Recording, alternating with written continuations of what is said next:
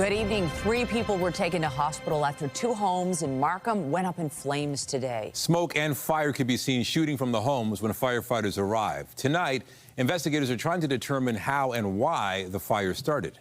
CTV's Beth McDonnell has been following the investigation and joins us live from the scene with more. Beth. Nathan, this is a devastating fire affecting 2 families in 2 homes, leaving 3 people with serious injuries. I also spoke to a man who jumped into action to save his neighbor. As fierce flames and heavy smoke tore through 2 detached Markham homes, a dramatic rescue played out. I just hope that everyone makes it.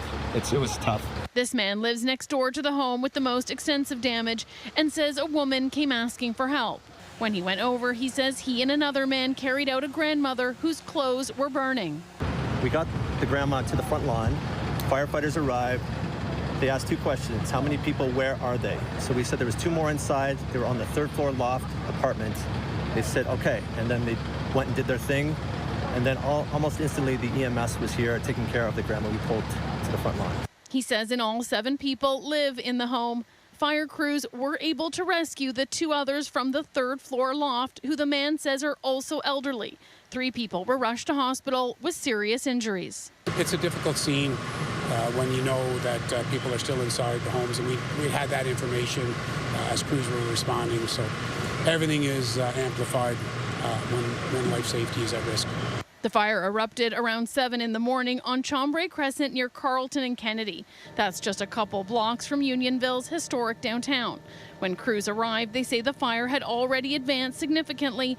After extinguishing the flames, they worked under the burnt-out roof, knocking out hot spots. It's not known yet where the fire started or how it reached a second home. They will be starting their investigation to find the origin, cause, and circumstances with collaborative efforts with Markham Fire. The other affected home on the corner also has extensive damage. The family living here is overwhelmed but says everyone is safe. It's quite devastating. People who live nearby, like Nicole Marsden, who saw the homes on fire, is now wishing everyone involved the best. Yeah, it was really scary. Firefighters were just running in and they had the water on it. You could see the flames coming up the side and there was just like chaos, like people everywhere. As the cleanup and healing from the fire continues. Officials say whether the fire spread from one home to another will be part of the investigation. Reporting live, I'm Beth McDonnell. Michelle and Nathan, back to you. Thank you, Beth. With the kickoff to the World Cup here in Toronto just a week away, city officials detailed final preparations. From traffic to transit, the stadium to safety, after months of planning and preparation, officials say Toronto is ready to welcome the world. CTV's Sean Lathong joins us live now with more. Sean. Well, Michelle and Nathan, a lot of the anticipation is spilling out onto the pitch behind me at Nathan Phillips Square. People can't wait for the World Cup to start. The city says they're ready. It's just a matter of time. The city has been preparing for soccer to take over. And with just 1 week to go, the question is the city ready? Yeah, I think it's really ready. It has all the vibes. We're ready. I've seen some little sneak peeks of the city. I think we're ready enough. And while these young players show confidence on the pitch, today the city did the same.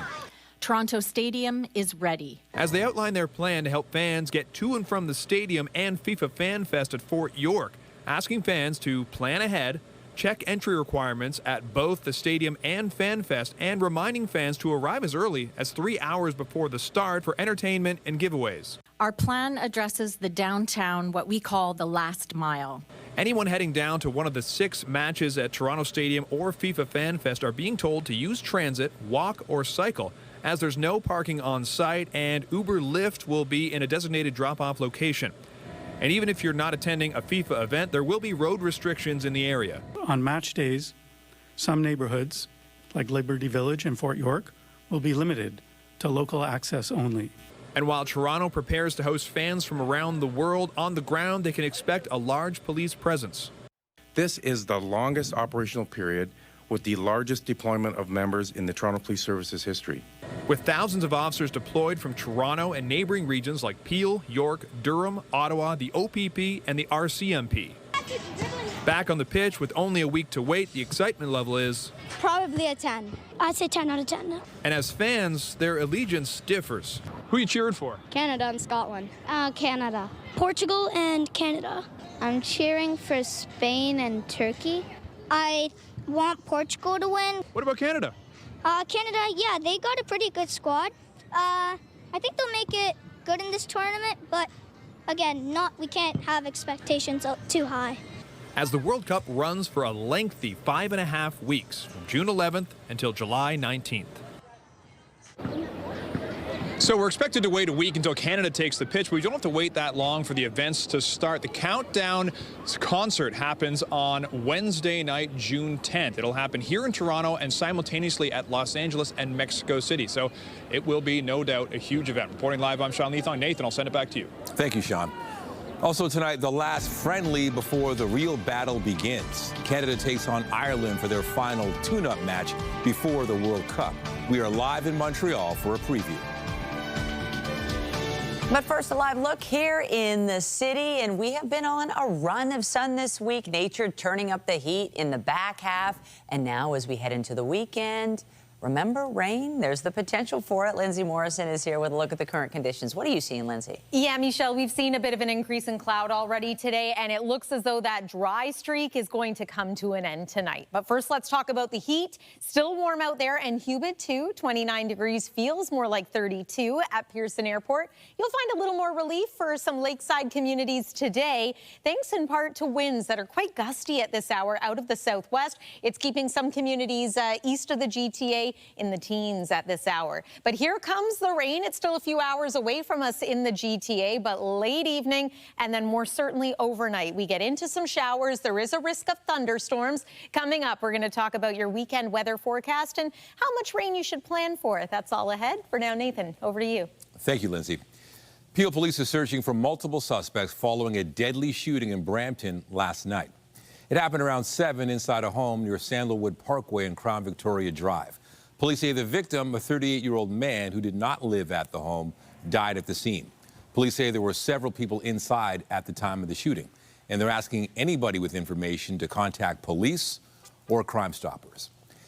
And a driver was rushed to hospital after a late afternoon collision in Mississauga. Now, this happened just after 3 near Thompson Street and 9th Line. According to Peel Police, 3 vehicles were involved in the crash. The driver of one of the vehicles was taken to a trauma center in critical condition. 9th Line was closed while police investigated the crash. The SIU is investigating a crash near Peterborough. 2 vehicles colliding in the area of County Road 10 and Larmer Line southwest of Peterborough. 1 person was transported to hospital by Orange Air Ambulance with critical injuries. The SIU says it has invoked its mandate and has not provided any additional information about the investigation at this point. Dozens of people are facing charges tonight after Durham Regional Police launched a crackdown on what's called criminal tourism. Dubbed Project Jet Setter, the operation was aimed at those who came to the region just to commit criminal offenses. CTV's Janice Golding has the details. You're looking at a group of men and women Durham Regional Police are calling criminal tourists. These individuals are entering Canada legally as tourists, using that status to move freely between communities and jurisdictions. Once here, they engage in organized, profit-driven criminal activity. In total, 46 people are facing close to 1,500 charges, and another 164 arrest warrants have been issued in what police have dubbed Project Jet Setter.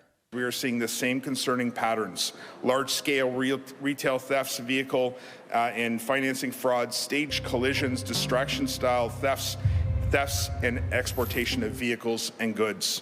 Some repeat offenses include the dirty oil scam, which CTV News has previously reported on, where suspects contact individuals selling their vehicle and deliberately damage their vehicle during the test drive or viewing to negotiate a lower price.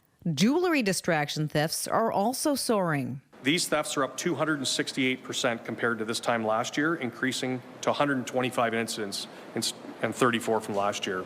Police say the majority of suspects come from Romania, although a small portion come from India, and they travel from jurisdiction to jurisdiction. And that means these crimes are not restricted to Durham region, but extend across Canada. And given we're expecting a massive influx of visitors this summer, police are issuing this warning. As we approach the summer months, and prepare to welcome hundreds of thousands of visitors for the FIFA World Cup in Toronto and across the GTA, we are encouraging the public to remain vigilant. If you see suspicious activity, please report it to your local police. Investigators say seniors have been the hardest hit. So far, police have confirmed more than $2.6 million in financial losses. Janice Golding, CTV News. 3 men in Owen Sound pleaded guilty in the death of a restaurant owner. The men were extradited to Canada from Scotland to face the charges. One was charged with manslaughter. The others were charged with being an accessory after the fact. 44-year-old Sharif Rahman was assaulted in 2023 outside his Owen Sound restaurant and died in hospital 1 week later. Investigators say the customers left without paying their bill. York Regional Police say a third suspect has now been arrested in connection with a double homicide in Vaughan last month. 48-year-old Gerard Murray was taken into custody in Windsor yesterday. He is charged with 2 counts of first-degree murder and arson related to the shooting on Kaiser Drive on May 13th that left 49-year-old Pasquale Casiato and 34-year-old Christian Belcito dead. 27-year-old Michelle Moscone is also facing murder charges, and 55-year-old Glenn Mousseau is charged with accessory after the fact. Today is a National Day Against Gun Violence. In 2023, the Governor General proclaimed the first Friday in June as a day to raise awareness about the significant impact of shootings on victims, families, and communities. Here in Toronto, 5 people have been fatally shot so far and 20 others wounded. Mayor Olivia Chow spoke at a ceremony today in the Peace Garden outside City Hall and touted efforts to reduce gun violence. Last summer, our youth safety plan reached 15,000 young people and 550 parents and caregivers. We saw a 40% reduction in youth violence, 40%. That's not statistics. That is 40% fewer families getting a phone call that no parents should receive. This year, we're going further. This year plan with a stronger, bigger, more accessible summer safety plan. Criminalizing and locking people up is not the solution. While it's an important tool, it's not the solution. What we need to do as governments is to ensure that there are upstream supports, whether it's the Canada's Child Benefit or National Housing Program that improves housing affordability, or supports through the school food program. The commitment that all of us collectively need to make is to ensure that young people have every opportunity to succeed in life. Ontario and other provinces have been pushing back against Ottawa's gun buyback program, but Prime Minister Mark Carney highlighted Ottawa's push to hire more CBSA and RCMP officers to crack down on gun trafficking. He said in a statement, "On this day, we honor those impacted by gun violence, not only through remembrance, but through substantive action." Now, our government is steadfast in our commitment to build a safer, more secure Canada for all. Still ahead, an eventful day on the International Space Station, the evacuation alerts over air leaks and how it all turned out. The annual Walk with Israel takes place this weekend, and this afternoon, Toronto police shared details on their security plans for the event. The walk is organized by the UJA Federation of Greater Toronto, and it's scheduled for Sunday from 9:30 a.m. until 3 p.m. starting near Avenue in Wilson. Road closures will be in effect at that intersection from 7 a.m. to 4 p.m. at Wilson and Avenue Road, and then north on Bathurst to Ellerslie Avenue. Police say they will have a significant presence to support public safety, manage crowds, and quickly respond to any incidents or concerns. Last year, we're well aware of some frustration from participants that, it was called a gauntlet of hate, if you will. And this is what I'm referring to as Bathurst and Shepherd, which is an area where we saw the protesters congregate. And to the dismay of many, it was too proximate to the walkers. We had police officers there was a separation. But the very fact that families walking by might hear things that are offensive was really distasteful and something that we're hoping to reduce, if not eliminate completely this year. The deputy chief said Toronto police are committed to protecting the right to lawful protest, but he warned where criminal offenses occur, officers will take what he called appropriate enforcement action. Well, there was some better than expected news on the labor front today, as new figures show Canada added 88,000 jobs last month. Here's CTV's Jeremy Sharon with a closer look at the numbers. Fresh baked goods rising in demand. In this Ottawa bakery, just months after laying someone off, Jordan Pett is hiring again. Looking to, grow our menu and keep it steadily growing, and hopefully grow our team more as well. According to Statistics Canada, the country's economy added 88,000 jobs in May, driving unemployment down 0.3% to 6.6%, outperforming forecasters' predictions. The numbers today were strong enough to reverse most of the losses that brewed in the data to start the year. Full-time employment drove the gains, while part-time jobs took a drop. Unemployment among youth is down 0.9%, but still above 13%. Because we deal with thousands of businesses, to place youth into businesses, we saw optimism, and thankfully the numbers have proven that out today. Specifically, students are off to a better summer job season than last year, which was the worst in nearly a decade. Part of that fall in the unemployment rate is a fall in youth participation.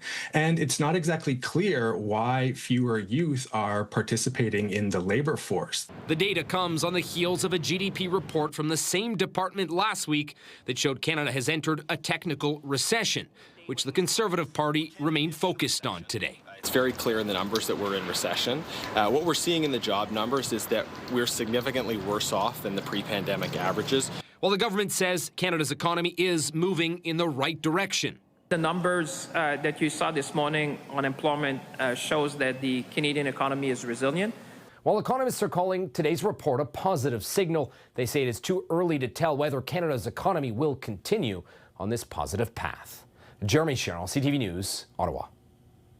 Some financial relief arrived today for millions of Canadians in the form of a one-time GST top-up payment. The federal government's new Canada Groceries and Essentials benefit was sent directly to those who are eligible. CTV's Heather Wright has the details. Peppers, tomatoes, and lettuce are just some of what Sylvie Gagne grows in her backyard. Fresh produce that takes some pressure off her grocery bill. It's nice to have fresh stuff and just go in the backyard and get it. According to a report from TD Bank, grocery prices are roughly 30% higher today than they were in 2019. To address the soaring costs, the federal government unveiled the Canada Groceries and Essentials benefit back in January. It's essentially a revamped version of the GST HST credit, with the addition of a one-time top-up payment that began going out today. It's a significant amount of money, checks up to $533 today for a family of four. The program also includes quarterly payments, which Ottawa is boosting by 25% over the next 5 years, aimed at helping lower-income families keep up with rising costs. Who qualifies and how much they might receive all depends on individual or household income. But a single individual could receive a maximum of $679. A married couple could receive up to $890, while a family could receive up to $234 more per eligible child.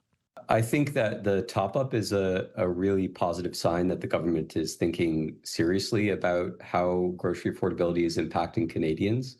But there's a lot more that we can be doing. Michael Widener is a planning professor at the University of Toronto. Among the things he wants to see changed is where Canada gets the bulk of its food from, especially given our reliance on the United States. We need to think more strategically about where that food is going to come from in the future and what we can grow here in Canada.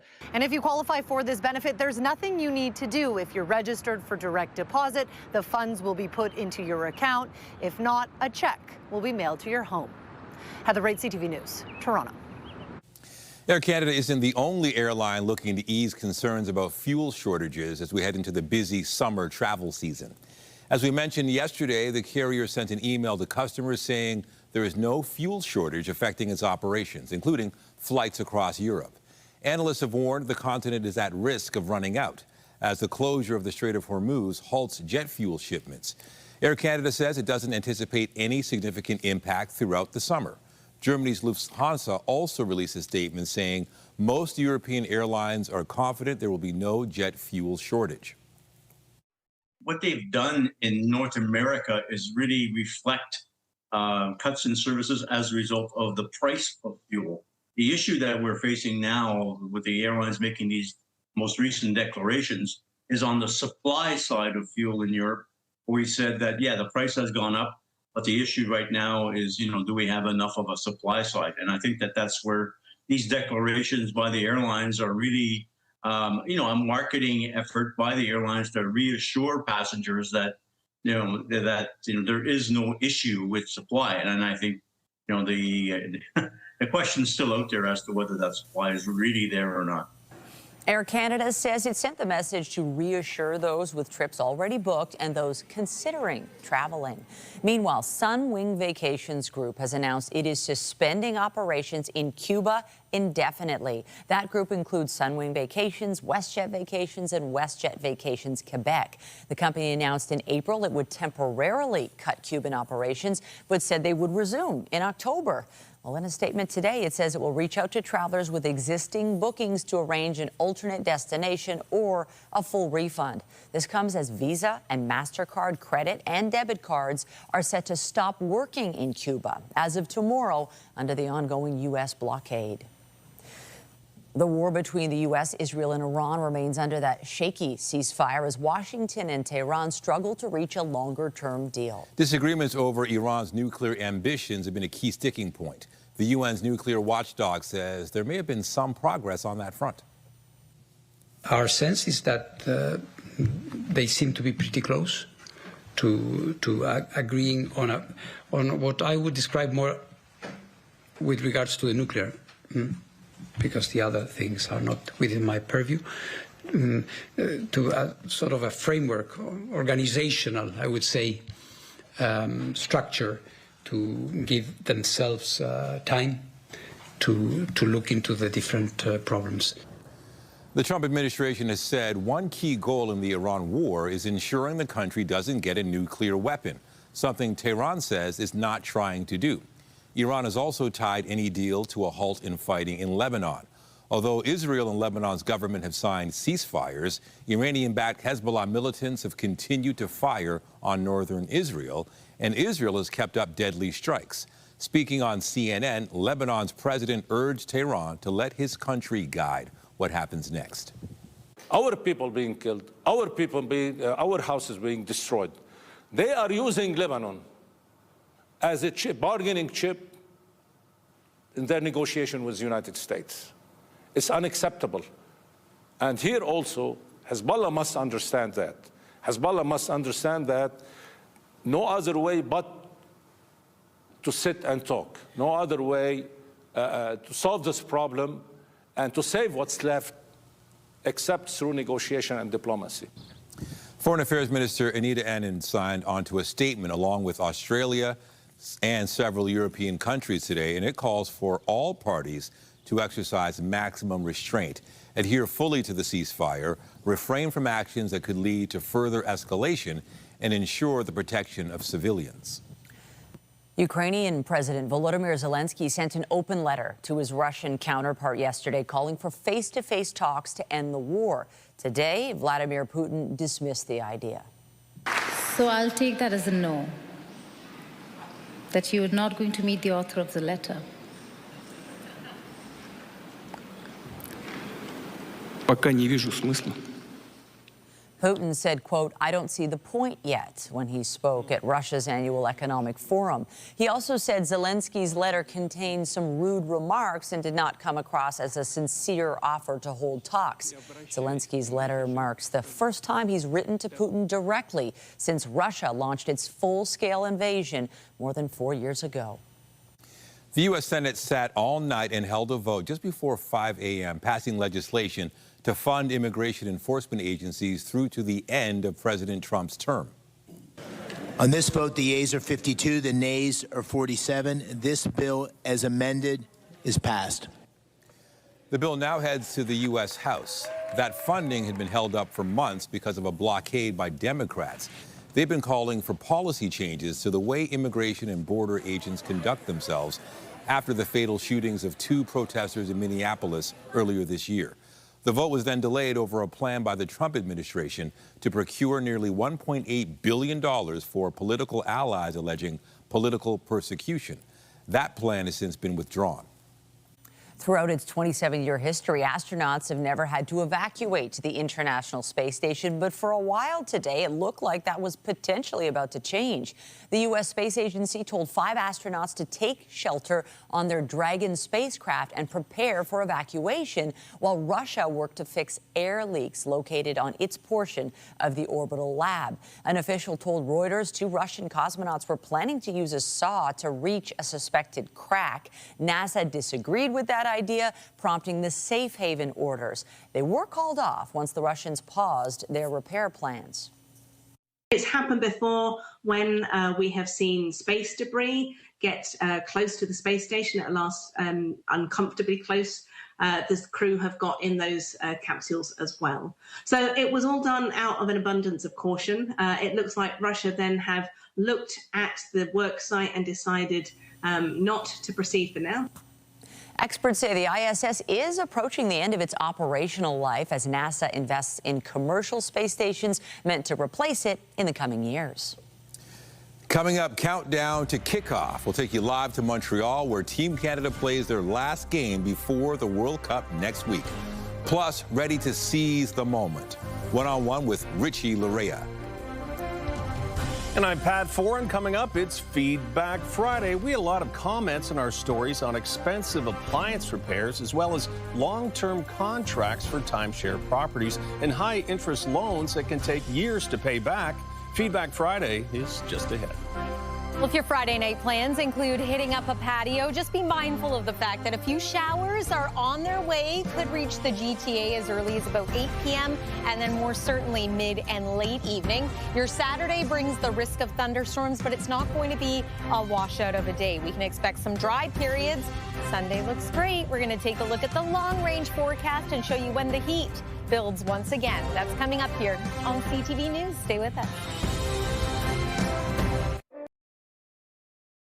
We had a lot of reaction to our recent consumer stories on high-interest loans, timeshare contracts, and season car wash passes. We also heard from viewers who say they've also had trouble getting their appliances working again, even after paying for expensive repairs. Here's Pat Foran and Feedback Friday. Pat. Thanks, Nathan and Michelle. We did a story with a woman who was told it would cost $1,500 to fix her $1,000 stove. We then heard from other viewers who say they use the same company, and after paying for repairs, their appliances still didn't work. It's not working. Louise Renwick's oven quit working, and she hired a repair company, which charged her almost $800 to fix it. When it still didn't work, she was told it required another repair, but there was no guarantee that would solve the problem. I can buy a new one for $1,200. That's better than this stove. She hired the A-Team Appliance Repair. The Better Business Bureau says the company has more than 700 complaints. Karen told us, we were taken for over $1,000 to fix an $850 dryer, and it's still not working. Gerlin Galligan stayed at a resort in Collingwood and agreed to sit through a sales presentation. She bought into a timeshare but now regrets it. She has monthly payments for the next 10 years and also has to pay annual fees. I just want to get out of it. Mary Lou told CTV News, I have a Collingwood timeshare, and after paying annual fees for 25 years, I still have another 25 years left. They want $6,500 for me to exit the contract, which should not be allowed. Petro-Canada sells a season's pass that lets you wash your car every day, but recently some customers had their car wash passes canceled. They were told they shared them on more than one smartphone, which is not allowed. Suddenly, the card was suspended. With CTV's help, they got refunds, but other viewers like Nikhil wrote, I paid $845 for a one-year wash pass. We have 4 cars, and after 2 months, Petro-Canada canceled the card and issued no refund. Terry O'Halloran had health issues and lost his leg 5 years ago. He took out a $4,500 payday loan and was shocked after paying $200 a month for 5 years. He still owed almost $3,700. I know I can't continue to pay this thing. Following our story, CTV viewers came forward to pay off the loan, but others like Taylor said, I am also stuck in a $4,000 high-interest loan for a motorcycle I've been paying for years, and the interest rate keeps going up. And it's best to avoid high-interest loans if possible. When you make payments, the bulk of the money goes to the interest and not the principal, which means it can take years to pay off even small amounts. On your side, I'm Pat Foran. If you have a consumer story idea, email us at alert@ctv.ca. All right, let's talk about the forecast, and it's fair to say at least we are going into the weekend on a really nice sunny note. And there is more sun to come, and I think one of the key things is that the heat continues. The heat continues. It cools down ever so slightly. It won't be quite as steamy as it was at one point this afternoon, but now we're starting to see a bit of an increase in cloud cover, and showers are on the way. They're going to be part of your weekend forecast, but not the whole story. So that's good news if you have outdoor plans. Maybe you're hoping to head out to Due West Fest in Toronto. This is what it looked like not long ago. It is now open. This festival happening on Dundas Street between Ossington and Lansdowne, and it's a celebration of the Portuguese community along with local artists and vendors. It's an event that you can check out right through the day on Sunday, and spoiler alert, Sunday's looking great. Right now, we are enjoying some dry conditions in the GTA, but there's the cloud cover, and showers are not far off now. We're starting to see some wet weather around Kitchener-Waterloo, for example. It's a little unsettled along the shoreline of Lake Huron as well as Georgian Bay. So expect this a little later this evening here in Toronto. And along this frontal boundary, we also have the risk of some thunderstorms, especially as we make our way through the overnight hours. But notice how Saturday, it's not looking like a washout. It's not going to be like that Saturday we had 2 weekends ago. If anything, if we do get some embedded thunderstorms, we could pick up maybe 10 to 20 millimeters of rain, but what looks more likely is that we will pick up 5 to about 15 millimeters of wet weather, and the majority of that happens while we are sleeping overnight tonight. So there's a sign of thunderstorms through the overnight hours, maybe some rumbles of thunder, flashes of lightning, and heavy downpours around 3 o'clock in the morning. Into your Saturday morning, leftover showers for any early risers. Again, notice how there are quite a few dry periods throughout the day, even some clearing with the cloud cover. So we expect to see some sun on Saturday. Isolated thunderstorms are going to be a possibility. So my suggestion is that you don't cancel your outdoor plans tomorrow. You just have a backup indoor option in case you have to move inside. Sunday and Monday, no worries about the weather. It is going to be sunny and it's going to be warm. Speaking of warmth, it is still 28 degrees at this hour. It feels like 31. Humidex values are going to be near 30 as we make our way through the weekend, and then back into the mid-30s next week. 17 degrees is our forecast overnight low, which is warm. It's not quite heat warning criteria. It might be a little uncomfortable for sleeping for some.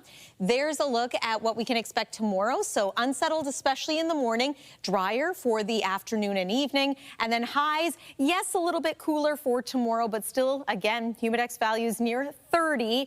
And while it is a bit unsettled for your Saturday, Sunday is looking beautiful. Monday, too. And then midweek next week, we're going to start to rebuild the heat, and we're keeping an eye on the end of next week for the risk of thunderstorms potentially on Friday. That's the weather for now. Michelle, I'll send it over to you. Thank you, Lindsay. Well, it is a great night for soccer. Team Canada is getting set to take the field in Montreal tonight. It is their last game before the tournament kicks off next week. And there she is, CTV's Genevieve Beauchemin. She joins us live now from outside Stade Saputo. Genevieve, looks like a great crowd there. There aren't any World Cup games in Montreal, so this has to be a big deal for fans there. Oh, it sure is, Michelle. You know, this is a beautiful night for that beautiful game, and people have just been really excited. Really a lot of devoted fans who have been coming here. They've geared up. They've got their red colors. I do see a couple of Montreal Canadiens shirts, so they're repurposing that a little bit here tonight. But many people here to support the team. This is their last chance to see the team in action on Canadian soil, of course, before the big game. And so they're looking to see just what kind of who will be on the field, how it'll all go. There's a lot of fans cheering for Canada, but I do see some spots of green as well. There's a lot of Irish fans here.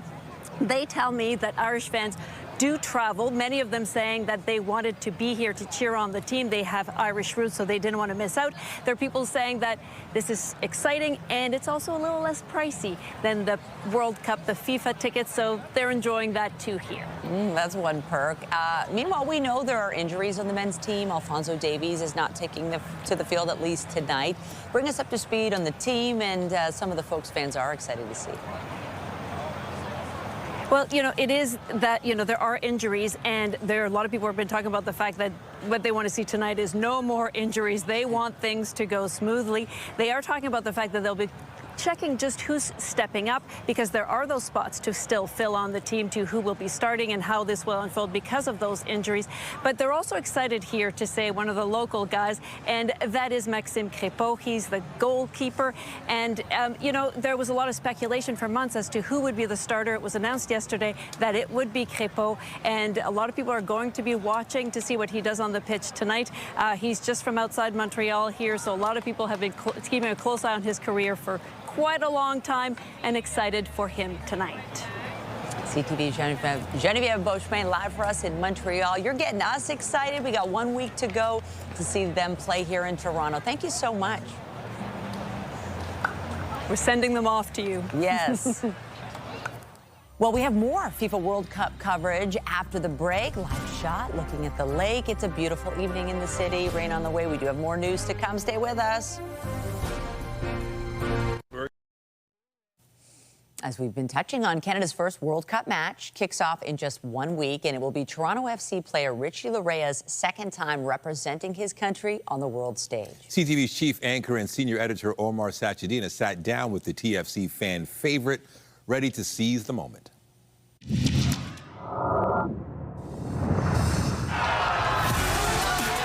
Of all the players on Team Canada, the World Cup will be extra special for Richie Laryea, representing his country in the same city as his home club, Toronto FC. It's going to be electric. It's going to be it's going to be the biggest thing that's happened in Canada ever. Born in Toronto to parents from Ghana, he was surrounded by soccer since he was born.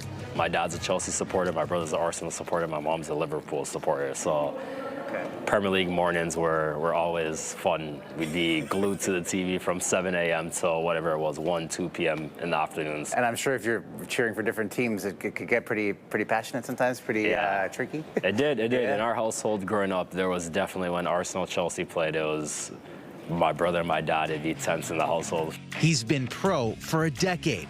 In 2016, selected in the first round of the MLS Super Draft by Orlando City. But he really broke through after returning home to Toronto FC. Defining the defense as an attacking wingback, bursting down the flank, scoring goals. Richie Laryea has scored! And tracking back to make crucial tackles. After a brief stint in England, he's become a hometown hero and a key starter for Team Canada, helping the country qualify for the World Cup in Qatar, the Nations League, and Copa America. As a key member, such a pivotal member of this golden generation of soccer players, do you feel pressure to leave a lasting mark or a lasting legacy? Do you think about that, or are you just playing the best soccer you can? So I think, just doing the best that I can. I know the guys are doing the best that they can. It's eventually going to leave that lasting impression on the entire country, on our association as Canada Soccer. For young kids who want to be you one day, what do you tell them? What's your advice to them? Dream big. You know, growing up, playing here, it seemed like a long stretch to be able to get to Europe, play in MLS, play for your national team. All those things felt like such a far cry away. Don't let anyone crush their dreams, and just stay focused, stay in love with the game, and just keep pushing on. Which is advice he's proven he follows himself and will take to the pitch with Team Canada for the World Cup. Omar Sachedina, CTV News, Toronto. The TTC says a portion of Line 1 will be closed Sunday to allow for critical infrastructure work ahead of the World Cup. There will be no service between St. George and Shepherd West stations, with shuttle buses running instead. The TTC says the closure will allow crews to install new rail and track hardware. Looking ahead to Monday, there will be limited service between Lawrence West and Wilson stations to allow for the removal of multiple reduced speed zones. Trains will operate on a single track in both directions, which will lead to delays of up to 25 minutes. There are also some service changes to keep in mind on GO Transit. Lakeshore East and Stouffville line trains will be replaced by buses, and those buses won't serve any stops within the city except for Union Station. Trains will run on the Lakeshore West line once an hour between West Harbor GO and Union, and once every 30 minutes between Oakville GO and Union. Sarah Michelle Gellar and other co-stars are paying tribute to British actor Anthony Head following news of his death. Spent weeks trying to get a single scrap of information about our mysterious demon collectors, and no one bothers to tell me that Buffy's dating one of them? Head was famous for his role as Giles' mentor and surrogate father figure to the title character in Buffy the Vampire Slayer. Younger fans will remember him as Rupert, the wealthy villain in Ted Lasso. Head's daughters, Emily and Daisy, say he died of complications from pneumonia, surrounded by family. He was 72. The annual Tony Awards takes place this Sunday, just as Broadway rings up a record year for ticket sales.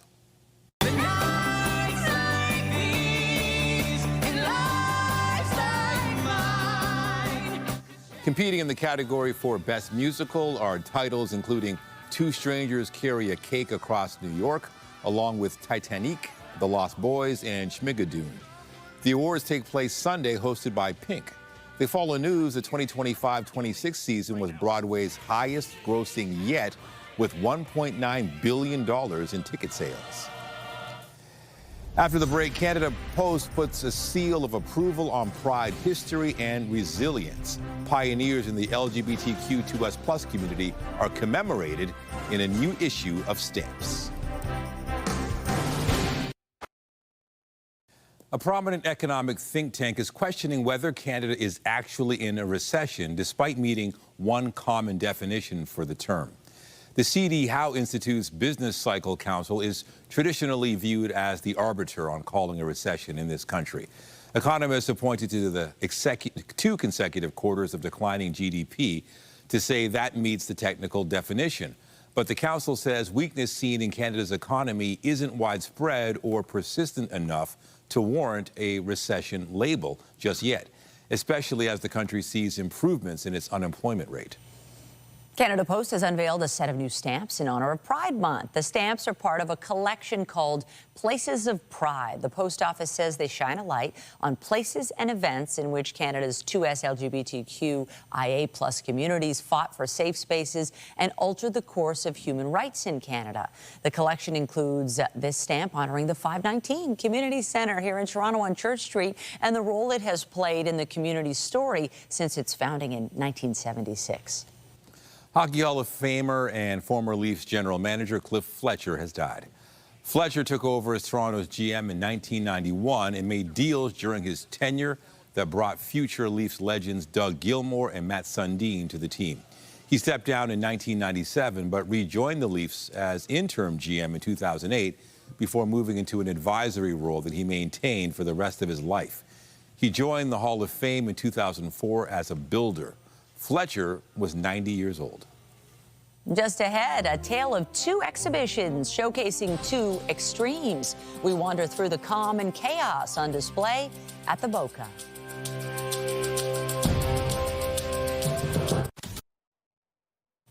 Finally tonight, the Museum of Contemporary Art has launched two new contrasting exhibits. One is focused on slowing things down, while the other wants to speed up. CTV's Jessica Smith explains. Two exhibitions with two wildly different styles. How interesting it is to go from one extreme to the other and being able to choose to kind of go back to the other one. So also your kind of wants and desires are kind of questioned as well, which feels like the moment we're living in right now. The Museum of Contemporary Art's spring-summer exhibitions are celebrating two very different collections. One, Quiet and Calm by Kim Suja. They're beautiful linen canvases that are stretched on wooden crossbars.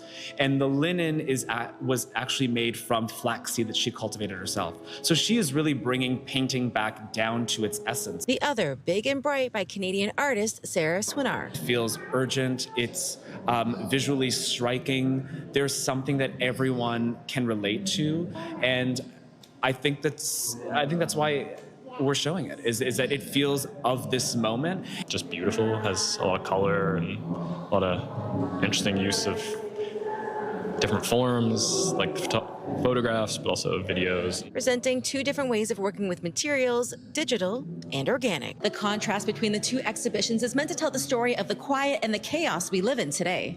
The spring-summer exhibitions will be in place here at the Museum of Contemporary Art until August 16th. Jessica Smith, CTV News. Well, it's a hot night. It's steamy. We're seeing some cloud behind us, but I'm sure it's pretty nice for those folks on that boat over there. For sure, maybe a little cooler by the water?